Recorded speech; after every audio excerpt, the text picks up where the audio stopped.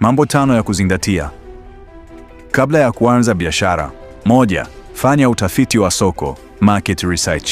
Usiruke moja kwa moja kuanza kuuza. Tambua wateja wako ni kina nani, wanataka nini na jinsi wanavyonunua. Tumia maoni kutoka kwa watu wanaokutana na tatizo unalotaka kutatua. 2. Elewa changamoto na ushindani. Tambua biashara kama yako zipo wapi, zinafanyaje kazi na zipi ni nguvu zao na udhaifu wao. Hii itakusaidia kujua namna ya kujitofautisha sokoni.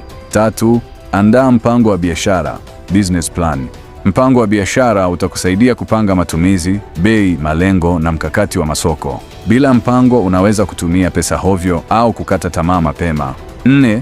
Weka akiba ya mtaji na angalizo la hatari. Biashara nyingi huchukua muda kupata faida. Hakikisha una akiba ya kutosha kusaidia biashara yako kuishi hata kama haina faida mara moja.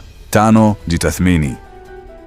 Je, uko tayari kisaikolojia na kiakili? Biashara ina changamoto nyingi, mafanikio si ya haraka. Jitathmini kama uko tayari kuvumilia changamoto bila kukata tamaa haraka.